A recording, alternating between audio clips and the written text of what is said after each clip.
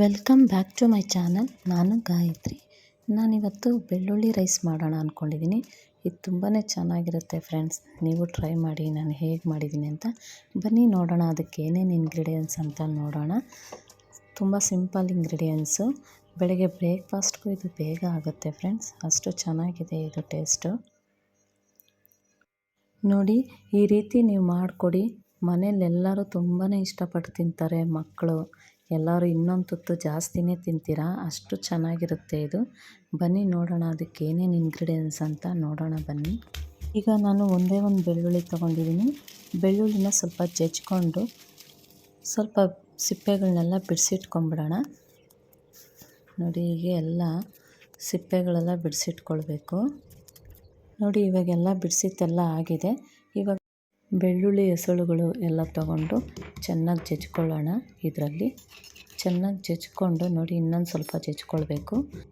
ಇದಕ್ಕೇ 1.5 ಸ್ಪೂನ್ ಧನಿಯಾ ಪುಡಿ ಹಾಕ್ಕೊಳ್ತಾ ಇದ್ದೀನಿ, 1.5 ಸ್ಪೂನ್ ಖಾರದ ಪುಡಿ ಹಾಕ್ಕೊಳ್ತಾ ಇದ್ದೀನಿ, ಉಪ್ಪು ಹಾಕ್ಕೊಳ್ತಾ ಇದ್ದೀನಿ. ಉಪ್ಪು ಹಾಕ್ಕೊಂಡು ಚೆನ್ನಾಗಿ ಜಜ್ಕೊಳ್ಳೋಣ. ನೋಡಿ, ಈ ರೀತಿ ಸ್ವಲ್ಪ ಚೆನ್ನಾಗಿ ಜಜ್ಕೊಳ್ಬೇಕು. ಇವಾಗೆಲ್ಲ ಒಂದು ಪ್ಲೇಟಿಗೆ ತೊಗೊಳ್ಳೋಣ.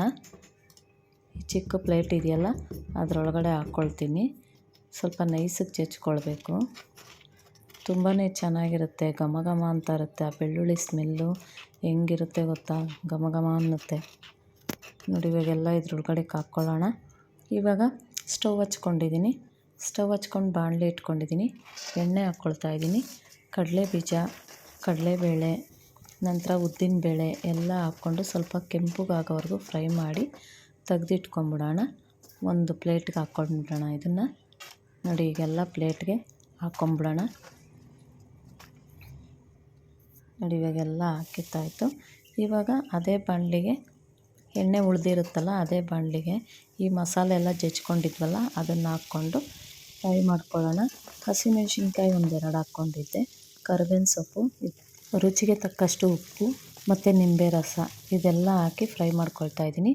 ಮತ್ತು ಅನ್ನ ಮಾಡಿಟ್ಕೊಂಡಿದ್ನಲ್ಲ ಅದನ್ನು ಹಾಕ್ಕೊಂಡು ಮಿಕ್ಸ್ ಮಾಡ್ಕೊಳ್ತಾ ಇದ್ದೀನಿ.